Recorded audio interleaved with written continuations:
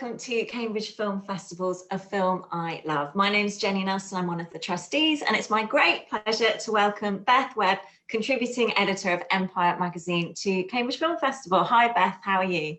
I'm well, thank you, Jenny. How are you? I'm good, and I'm absolutely delighted that you have chosen Stop Making Sense, the 1984 film directed by Jonathan Demme. Let's start off. What made you pick this out of all the films? What makes this film stand out to you? Why do you love this one in particular? Well, a myriad of reasons, really. I think probably it's best to think about the climate that we're watching films in at the moment, because I think whether you're conscious of that or not, we are finding ourselves drawn to certain genres of films within this time during the pandemic. I know that comfort viewing is a big deal to a lot of people at the moment, and people are kind of finding solace in the Lego movie, or, you know, watching The Princess Bride. Everyone's kind of going back and revisiting these things.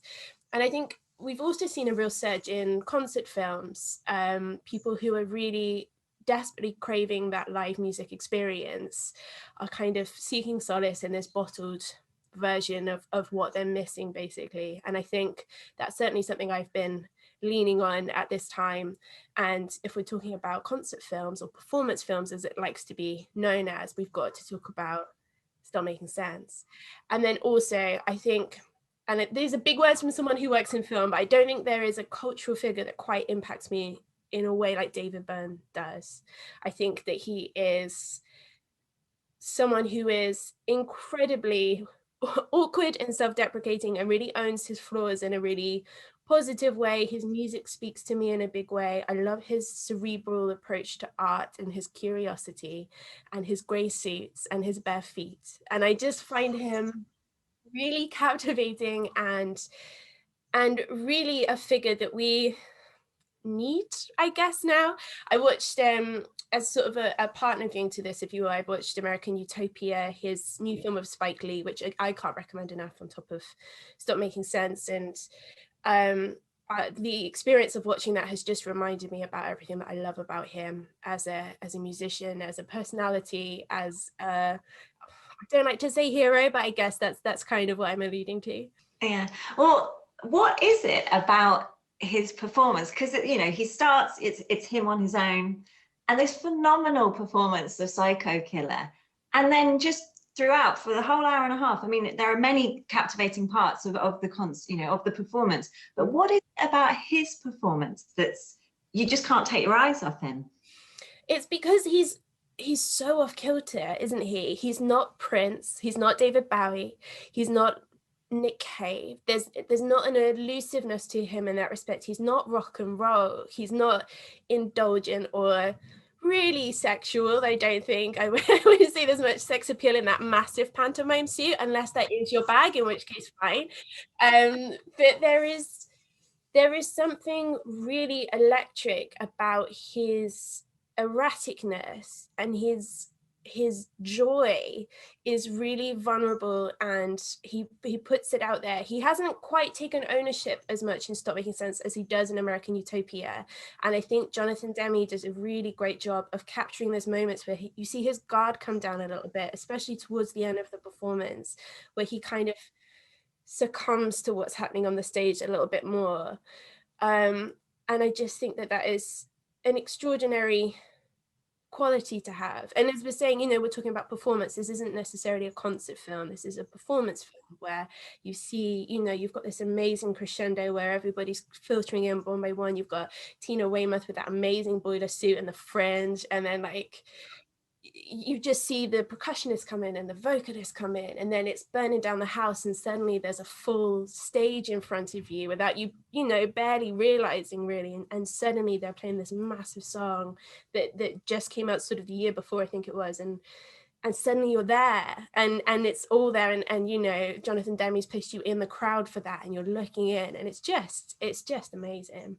Yeah, it is that, like, the joy. And then, you know, some of the songs I found, This Must Be the Place, I kind of tears came to my eyes. And I don't know if that was because, you know, I watched it during lockdown, and the whole idea of being in a room with a lot of people is kind of just very, very strange to me right now. But it manages to sort of draw these emotions out of you. But I'm curious, because they're, you know, concert film, if we were to put it in that bracket, it's, you know, there are quite a lot of concerts and festivals that have been filmed and released. So what is it about Stop Making Sense that has endured and has made it quite a kind of benchmark for these kind of documentaries? Well, I think you're right in This Must Be the Place being like a real milestone within that. And I think if you were to pinpoint why Stop Making Sense laid the groundwork for just, it was completely new. As I said, it wasn't Prince, it wasn't the Rolling Stones. This was an entirely new way of shooting a concert, I think. And yeah, if you were to pinpoint it down to this one very specific song, this very specific moment where David Byrne is doing like this clumsy waltz with this, you know, this rake thin lampshade, it was really the only, someone might fight me for this, but it was really the only Talking Heads love song, like a real love song that they were singing. And I think something I really love about concert films is this idea of kind of co-authorship, and you get to see the collaboration between the musicians and the person making the film. And I think that works so well with Spike Lee and David Byrne. And it's very much the case with this, the intuitive way in which Jonathan Demme knows to move around that moment and realizing how special that is. You're right, I get really emotional watching it. Every time I watch it, there's again, this vulnerability really comes out from this very symmetrical lip face that David Byrne's on display, and Jonathan Demme just kind of comes in and knows how to capture that. And there's something so tender and still about it amidst this very chaotic performance. And there are also some really lovely touches of, I think one of my favorite bits is David Byrne says to the audience, does anyone have any questions? And it's like, what a brilliant thing to say. But actually that leads me on to ask, like, with regards to the audience, what role does the audience play in the film? Well, something that Jonathan Demme doesn't do, and something that Spike Lee also, I'll stop talking about American Utopia as well, but he makes sure not to linger on audience reactions. You don't really see the faces of the crowd. You don't see them reacting to what's going on the stage. He very much places this in with them. I think when it comes to David Byrne, there is a difference though with what he expects from an audience or what he wants to give to an audience. And I've spoken a little bit about how these rock and roll documentaries, they're quite indulgent, you know, there's almost like a selfishness to the people on the stage. They're there to perform, but they're also there to be themselves and these characters, and, you know, they're there to sort of be worshipped, I guess. Whereas David Byrne has this, as I say, this curiosity, and he wants to share his experience with these people and you know, have you got any questions? I mean, no one's going to put their hand up and be like, oh, actually, David, but he's aware of them, and he's sharing this experience with them, and he wants to entertain and interrogate people. You know, they've got those codified messages at the back. I forget which song it's for, but it's like Star Wars, baby, facelift, or pig, and it's, you know, it's to interrogate messages. And when, you know,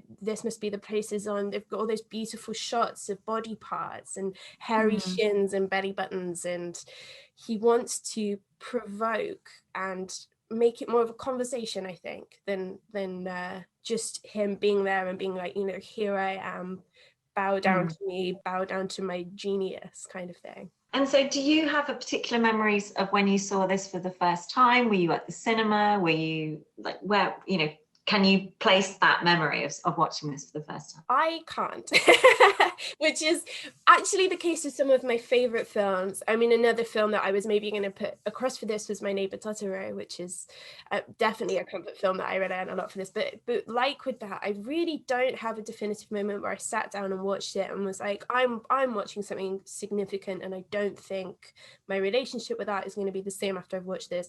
All I know is that every time I sit down in front of it, I try and do it with people I care about. I try and make it a shared experience as much as I can.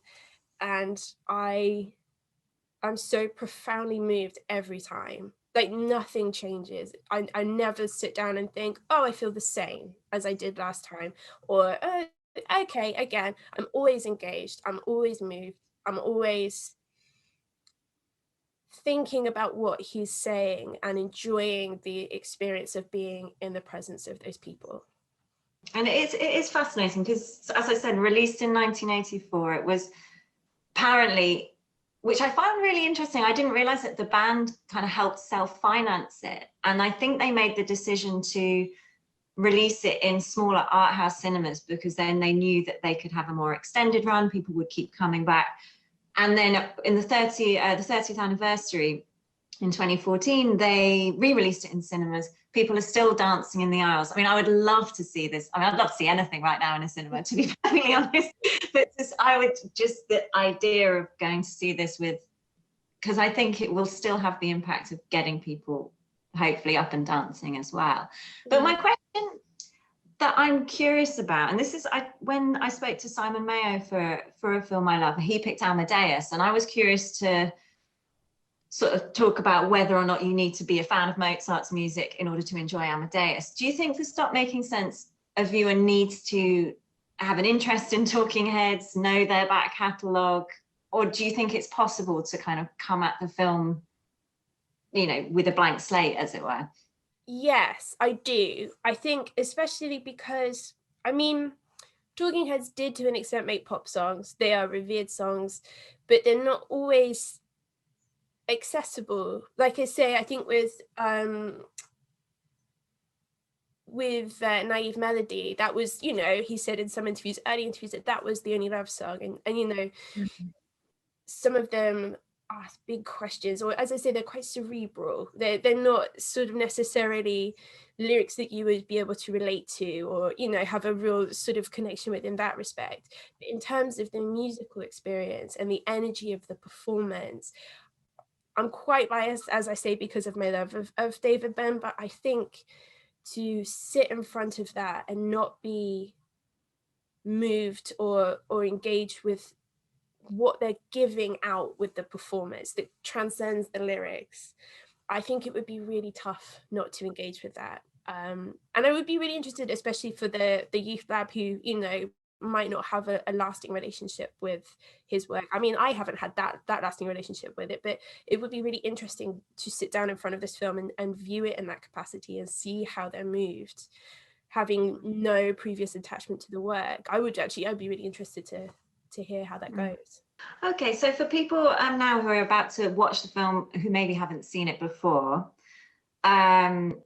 most likely they'll be watching it at home. What advice, is there anything that you would encourage them to do or to look out for, anything in particular that you would say for someone who is going to watch it for the first time? I think practically move some furniture out the way and just clear a space, and whatever will happen, let it happen. Like, now is the time.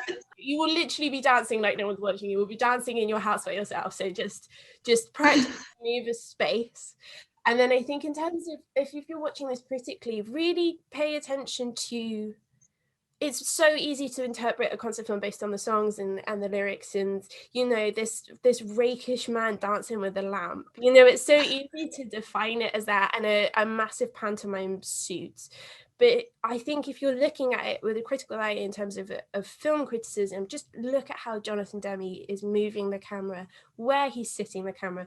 Why isn't he looking at reaction shots of the crowd? Why is he looking at this wild blank face, and choosing to put the camera there? And why is he focusing on this guitarist when it's the vocalists that are having the moment? What's he doing that's interesting to that moment? I think, as I say, try and look beyond. I mean, it's great to kind of submit to the music and so much to that, but think about the direction of the film as well. That's as I say, that's what I really like, is this kind of idea of co-authorship and the collaboration between the filmmaker and the musician. So I think that's something that's worth looking out for.